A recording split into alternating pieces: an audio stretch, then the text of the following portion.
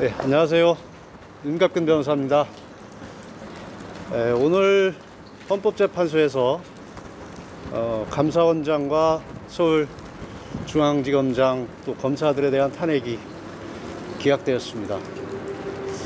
그동안 대통령 변호인단에서 얘기했듯이 감사원장에 대한 탄핵은 대통령께서 비상계엄을 선포하게 된 결정적 계기였습니다.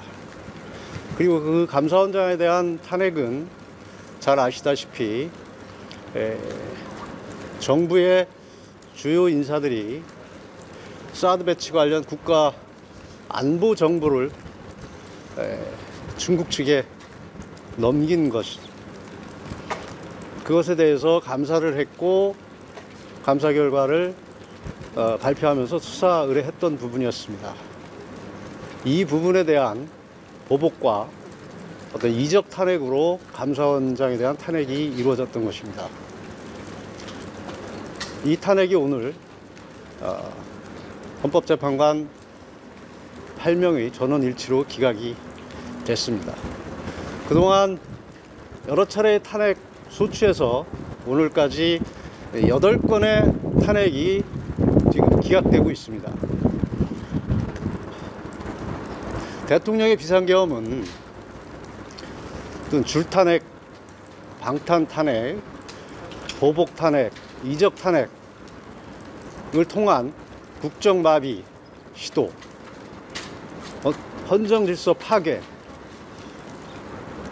이에 따른 대통령의 고심으로 비상계엄을 선포했던 것입니다. 그런데 그 비상계엄의 원인이 됐던 탄핵들이 오늘까지 8건이 기각되고 있습니다. 대통령 비상계엄의 정당성이 점점 증명되고 있는 것입니다. 따라서 대통령에 대한 탄핵도 조속히, 신속히 기각되어야 마땅하다고 생각합니다. 그리고 어제 국회에서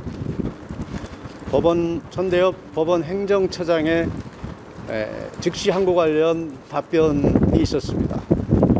저는 그 답변을 들으면서 제 귀를 의심하지 않을 수 없었습니다. 저것이 법원 행정처장의 답변인가, 대법관의 답변인가, 그런 생각을 하지 않을 수 없었습니다. 아시다시피 즉시 항고는 검찰에서 판단해서 해야 될 일입니다. 그것을 법원 행정처장이 즉시 항고를 하라고 하는 듯한 취지로 답변하는 것은 삼권 분립의 정면으로 반하는 것입니다. 그리고 이미 구속 집행정지나 보석에 대해서 위헌 결정이 있었습니다. 그 연장선상에서 보면 구속 취소에 대해서도 당연히 위헌일 수밖에 없습니다. 위헌임을 알고도 즉시 항고하라고 하는 것이 법조인으로서 할 수 있는 판단인지 의심하지 않을 수 없습니다. 다른 의도나 목적이 없었다면 그렇게 할 수 없었다고 생각을 합니다. 그리고 즉시 항고의 필요성을 얘기하면서 상급심 판단을 언급했습니다. 그것은 1심 재판, 구속 취소 재판을 했던 재판부에 대한 명백한 재판 개입이고 관여입니다. 법관의 어떤 재판 독립을 침해하는 것입니다. 그리고 상급심의 필요성을 언급해서 만약에 즉시 항고가 이루어진다면 어떤 상급심의 재판 가이드라인을 제시하는 것이라고밖에 볼 수 없습니다. 또한 판사는 판결로 말한다고 합니다. 즉시 항고가 이루어지면 즉시 항고를 맡은 법원에서 판단하면 되는 것입니다. 대법원도 마찬가지입니다.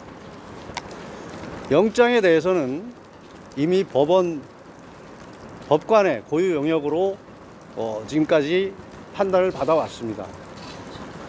대법원에서도 영장에 대한 항고를 인정하지 않고 있는 것이 대법원 판례입니다. 법원 행정처장의 답변은 위원에 대한 판단에서도 잘못됐을 뿐만 아니라 대법원 판례도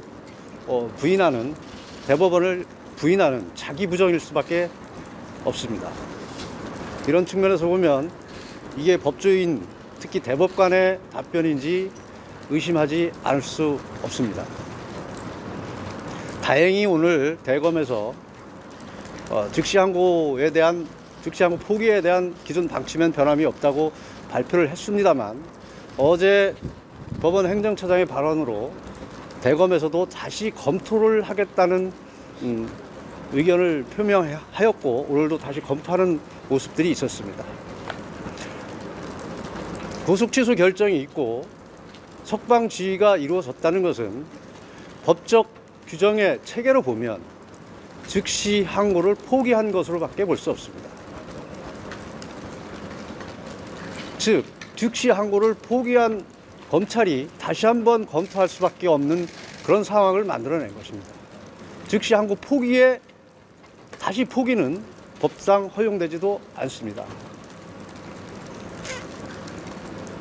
그리고 심각한 문제점은 구속 취소 사유에는 구속 기간 도가도 있지만 어떤 공수처의 수사권 존부에 관한 문제, 절차의 적법성 문제, 영장 쇼핑 문제 등 다양한 문제점이 복합적으로 있다는 것을 구속취소 재판부는 인정을 했고, 그 부분에 대한 정리가 필요하다고 분명히 밝혔습니다. 그 부분은 전혀 언급 없이 단지 구속기간 도가 문제만 가지고 즉시 항고 운운한 것은 전혀 납득할 수 없는 상황입니다. 다행히 오늘 검찰에서 현명한 판단을 했기 때문에 더 이상 논란이 안 됐으면 좋겠다는 생각을 합니다. 오늘 헌법재판소의 탄핵 기각과 어제 국회에서 상황에 대한 자료는 이미 배포를 했습니다. 여러분들께서 참고를 해주시면 되겠고, 지금 말씀드린 것은 그 부분에 대한 간단하게 요약을 말씀드린 것입니다. 이상입니다. 오늘 선생님께서 지난 일요일날 누구시죠? 유탐사입니다. 네. 유탐사고요. 지난 일요일날 삼청동 안가로 가시는 곳이 포착이 됐거든요. 거기 왜 다니신 겁니까? 삼청동 안가를 가시는 모습이 포착됐다고요? 네네.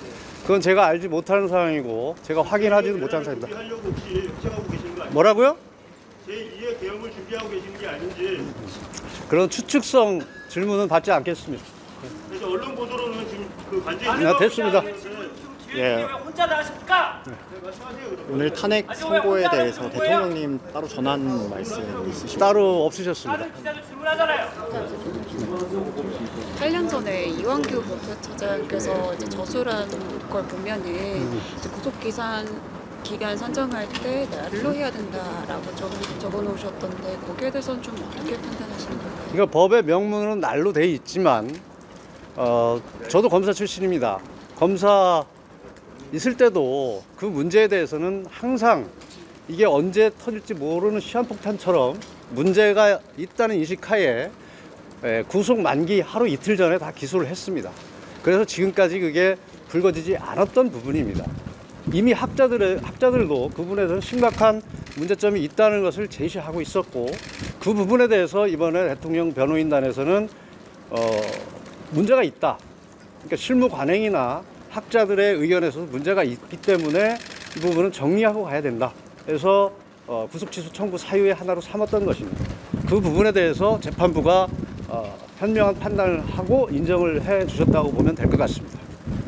오늘 그 헌재의 결정문을 토대로 윤 대통령의 형사 재판에서 공소기각 주장 혹시 하실 예정이 있는지? 그건 재판에 임해서 그때 구체적으로 주장 입증을 할 것이고요. 누차 얘기했지만 분명히 재판에서 문제가 될 것입니다. 공수처의 수사권 존부 문제나 어떤 절차의 위법성 문제, 여러 가지 문제점들이 재판에서 반드시 현출이 돼서 입증되고 또 판단이 이루어질 것으로 생각을 합니다. 그 검사 3인 탄핵 결정문, 오늘 헌법재판소 결정문을 보면은 그 탄핵 소추 과정 자체는 적법하다는 취지로 좀 적어놨던데 그 부분은 어떻게 보셨을까요?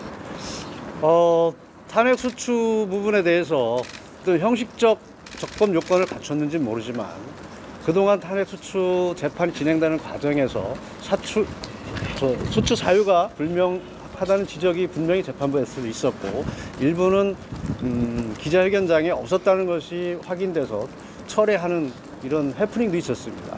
그런 여러 가지 실질적인 측면을 놓고 보면 저것이 과연 정말 법에서 정한 헌법과 법률에서 정하는 탄핵 수추 본래의 취지에 맞는 탄핵 수추였느냐 하는 데서는 우리가 의문을 가질 수밖에 없습니다. 최근에 관련 기사들이 좀 있었는데 헌재 그 변론 재개에 대한 부분은 좀 정해진 부분이 있을까요? 그러니까 변론 재개 부분은 그렇습니다. 지금 상황은 헌법재판의 변론이 종결됐고 지금 선고기일을 기다리고 있는 중입니다. 그럼 변론을 재개할 것이냐 말 것이냐 하는 부분은 변론 종결할 당시까지의 주장된 내용들 이외에 새로운 사항 또 새로운 상황이라 하더라도 기존의 모든 것을 바꿀 수 있을 정도로 이 가치가 있느냐 중요한 의미가 있느냐 이런 부분들이 같이 검토되어야 됩니다. 또한 청구인 측이나 피청구인 측이나 그런 사유로 변론 재개를 신청한다 하더라도 또 재판부는 어떤 판단을 할 것인지에 대해서도 검토를 할 수밖에 없습니다.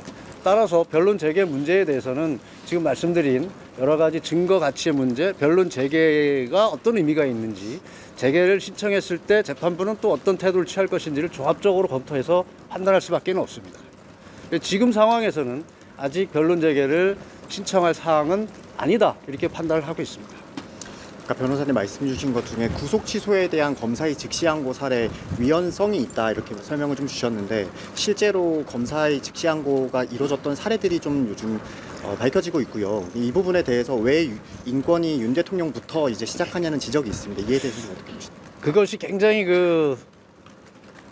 사건을 종합해서 그리고 이게 심층적으로 보지 않고 단순 비교를 해서 그렇습니다. 과거에 구속 취소가 청구됐고 인용됐던 부분들에 대해서 즉시 항고가 이루어진 부분이 구속 취소 사유가 다 다릅니다. 이번 건하고는 전혀 내용이 다르다는 것이죠. 그리고 주장하는 사람들의 어떤 법리적 쟁점, 논점 자체가 전혀 다르다는 것입니다. 중요성도 다르고 싶고. 그리고 이번 사건에서는 구속 취소 사유로 구속기간 도과라는 명백한 사유, 그다음에 수사권 문제, 적법 절차의 문제 복합적으로 주장이 됐던 것이고 이 부분은 왜 대통령부터 시작이라는 말들을 많이 하는데 이것은 교묘한 어떤 대통령에 대한 특혜, 시비를 불러오려고 하는 나쁜 의도가 있다고 생각합니다. 대통령부터 시작한 것이 아니라 대통령의 변호인단들이 분명히 이 부분에서는 문제가 있다고 생각을 해서 법리적 주장을 한 것이고 그 법리적 주장이 재판부에서 받아들여진 것이지 대통령이기 때문에 주장이 됐고 대통령이기 때문에 받아들여진 것이 아닙니다.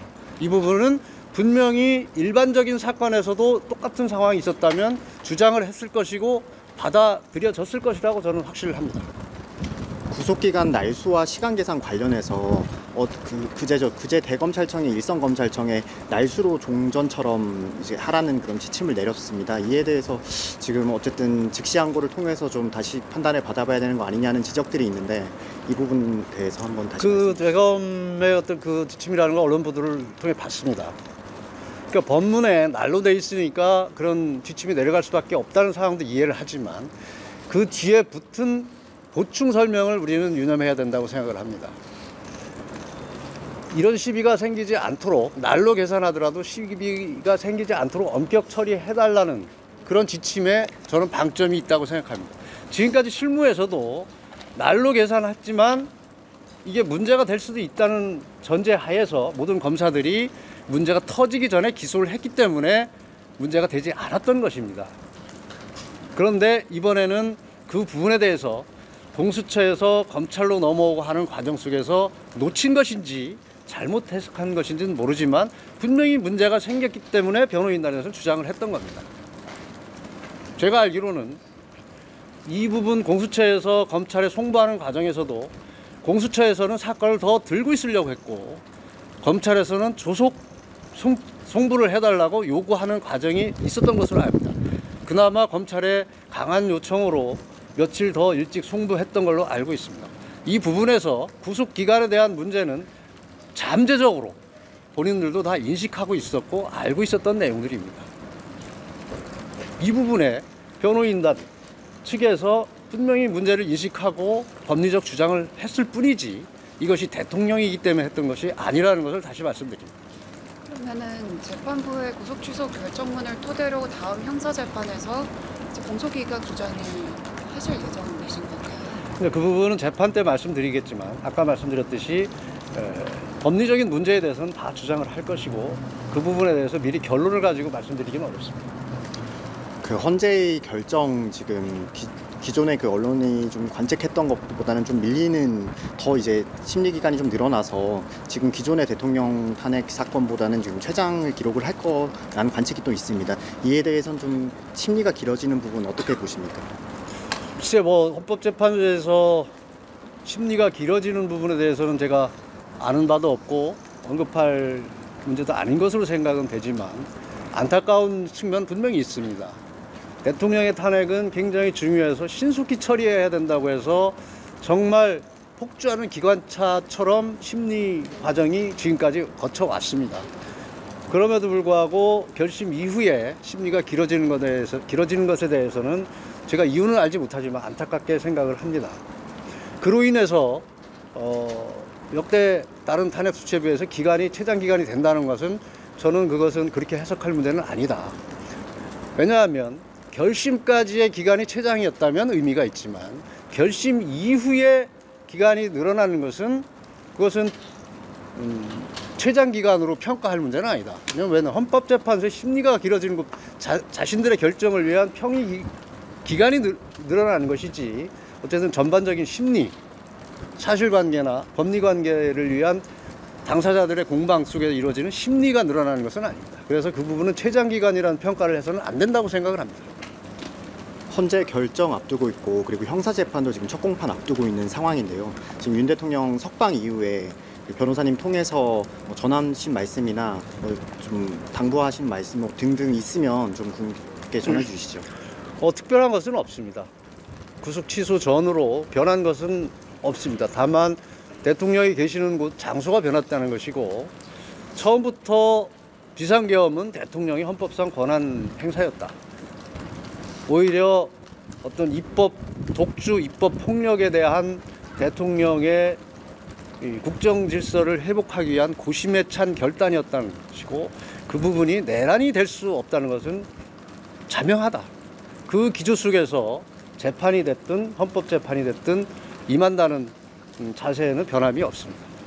그 부분 속에서 변호인단도 전부 대통령과 함께 뜻을 같이 하고 그에 따라서 보조를 맞춰서 변론을 할 뿐입니다.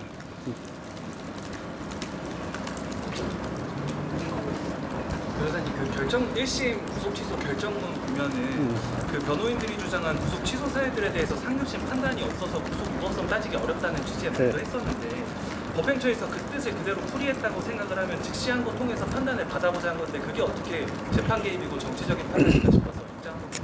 상급심 판단이 없다는 것은 지금까지 전례가 없다는 것뿐이고 분명한 것은 구속 취소는 그 1심 구속 취소 재판부의 결정이었던 것이고 거기에 대해서 임의가 아니라 거기에 대해서 즉시 항고가 이루어지지 않은 부분에 대해서 대법원의 법원 행정처장이 왈가불가해서는 안 된다는 것입니다.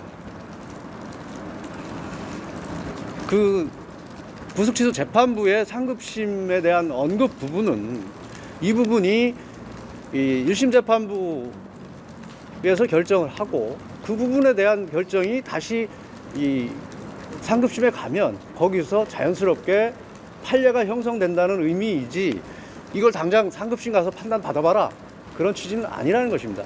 그런 결정이 아닌데 대법원에서 1심 재판부에 대한 어떤 결정에 대해서 논평을 하거나 의견을 발표하는 것은 재판 개입이고 법관의 독립성을 침해하는 것이고 만약에 즉시 항고가 이루어진다면 즉시 항고심 재판부에 대한 어떤 가이드라인 제시다. 저는 그렇게 생각을 합니다.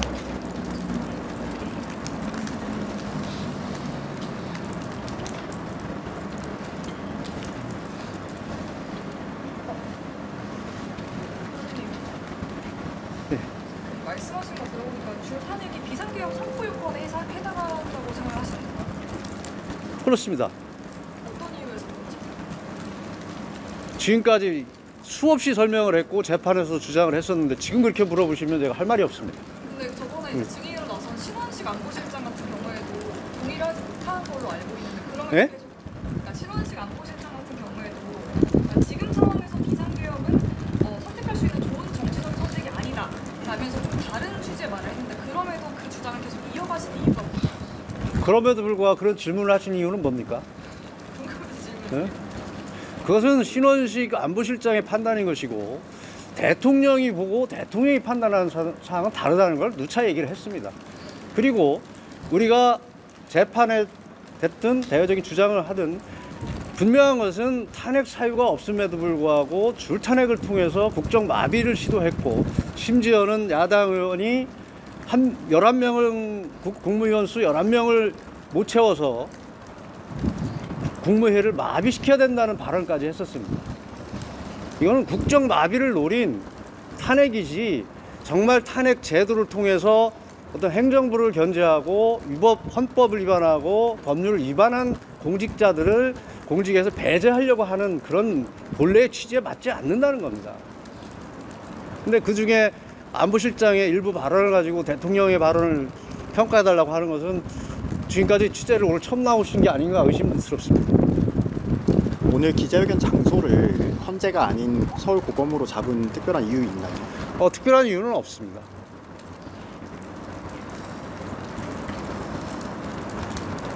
안녕하세요, 변호사님. 저는 여기 법조타운에 있는 속초 법원국에 활동하고 있습니다. 조금 전에 질문이 있었는데 바로 이제 사법부라는 게 상권 분립 아니겠습니까? 그러면 이제 검찰 행정부죠, 법무부. 그 사법은 입법, 사법, 행정부인데요. 사법은 천대역 아마 행정처장께서 행정부에 여기 있는 기관에 항고를 해라 말아.